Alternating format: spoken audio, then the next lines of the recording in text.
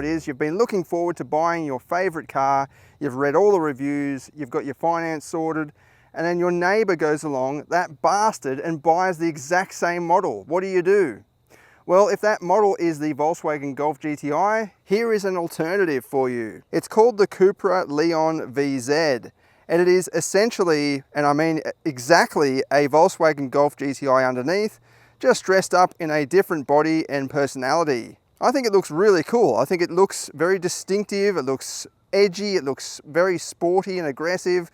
It's got this fin diffuser down below, twin exhaust poking out on either side, the fashionable full width tail light at the back. And I like that Cupra has this bronzy detail around in various areas, including on the center caps there, and some trimmings inside. I think it's a really cool car because it's not a Golf GTI.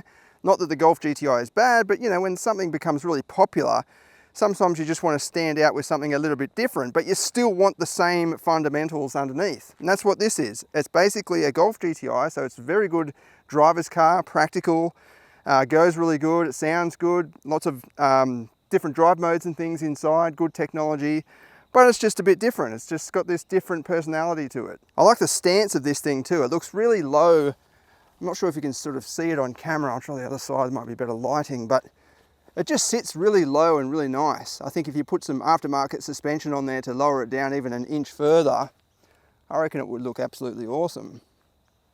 I like this color as well. It contrasts nicely with the bronze detailing, but it's not too over the top. It doesn't stand out too much. Under the bonnet here, we have the same 2-litre turbo 4-cylinder engine as the Golf GTI, 180 kilowatts and 370 Newton meters. So it's a good amount of power for a 4-cylinder 2-litre.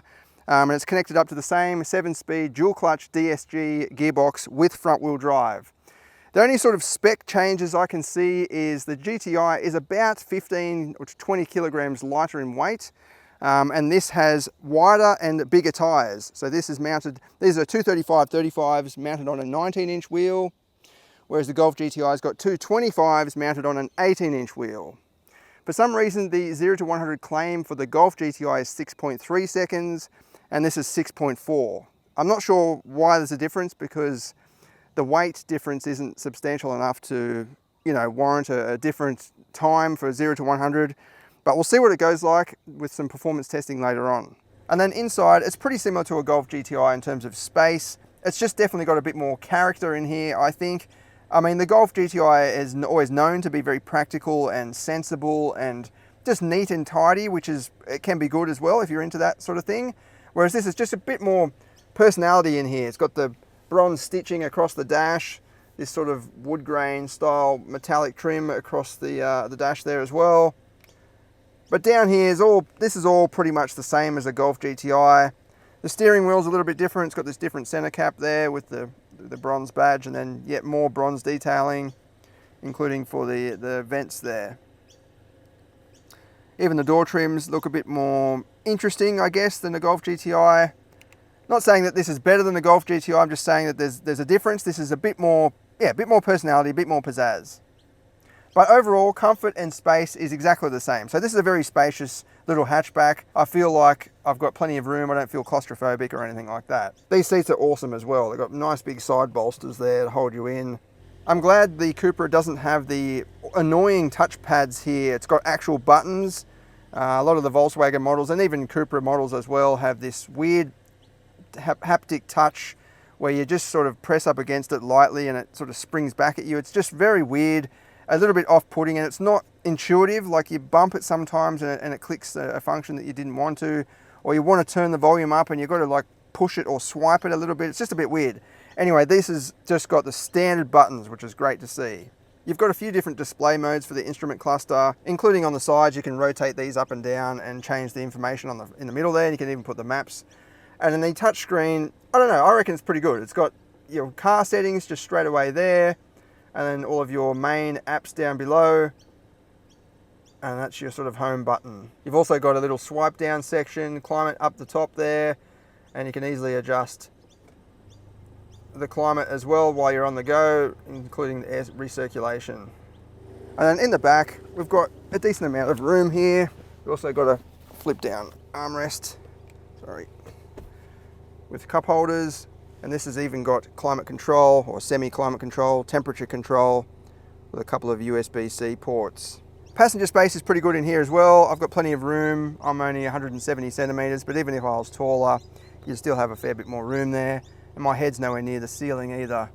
You got a bit of glare from that sun, but yeah, my head's nowhere near it. So I reckon I could go for a nice big drive and sit in the back and be pretty comfortable.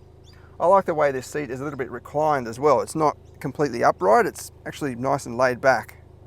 And then up at the back, just rotate this badge, it's pretty cool. You've got 380 litres, which is about 6 more litres than the Golf GTI for some reason. I think it's got something to do with there's no floor here, or there's no second, you've got this dual level floor. This has just got the one sort of deep bucket, and you do have a space saver spare wheel under there as well. All right, we'll go for a drive on a challenging road now and see how it handles, and then we'll hit the private road and see what it goes like.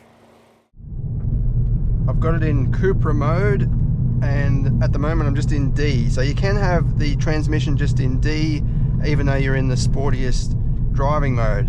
And you flick the lever down and you get an S mode just for the transmission. So the transmission is a bit more aggressive, it'll down change by itself more aggressively and hold the gears for a bit longer in the S mode.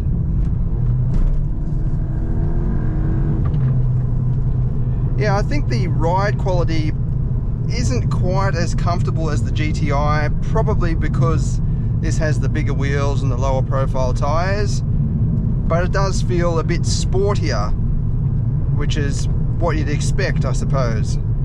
It just feels a little bit more nimble, but yeah, definitely you can feel more of the bumps. If you want to use manual mode, you just hit the paddle and it will go into little M symbol will come up there, but it will upshift by itself if you don't upshift, so it won't bounce off the rev limiter. Not that you need to do that, but if you're on a track or something like that, or on a nice winding road that you know very well, sometimes you don't want to shift up a gear just before you enter the next corner. You might just want to just skim the red line and then be already in second gear, for example, rather than it upshift automatically to third. Definitely a lot of fun though. The steering feels pretty nice. The front end does feel a little bit, how can I describe it? It just doesn't bite as hard as some other hot hatches on the market. Probably through the steering as well, it doesn't feel as communicative as some rivals. It definitely feels very refined and comfortable. Big stick across the road here. It just doesn't feel quite as inviting as some of the rivals. But you don't get any of that negative feedback through the wheel, which is good. So it means it's a better tourer on the highway as well. Definitely plenty of power, good low down torque, good brakes as well. Yeah, this is a fun hot hatch, definitely. It'll actually change down pretty aggressively even if the revs are quite high or the speed's quite high, like just then. Okay, I've got the stability control turned off now. This comes with a limited slip differential as standard, like the GTI. We'll see how it hooks up around some of these tighter corners. A very tight corner here. There shouldn't be any wheel spin, full throttle. Yeah, it just rips around the corner beautifully. So limited slip diff is designed to stop inside wheel spin basically, and it gives you almost all-wheel drive levels of confidence going around corners. You know you're not wasting away any wheel spin, and it's not going to step out surprisingly, not under power anyway. If I had one criticism to the drive experience, it's that it's not very loud. I was expecting it to be, pretty barky for a Cupra model, even in the Cupra mode.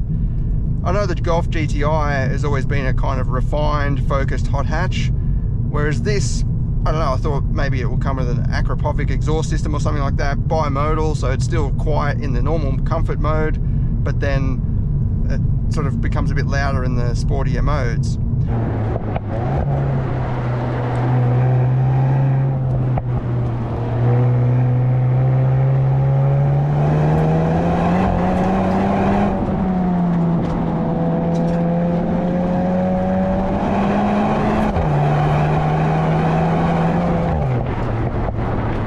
Still sounds good though.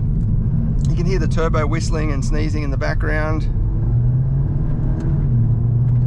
It's just not overly loud. There is a bit of a nice pop and crackle from the exhaust actual tailpipe, but you can't quite hear it from inside the cabin. All right, let's head out now to the private road and do some performance testing to see what it goes like.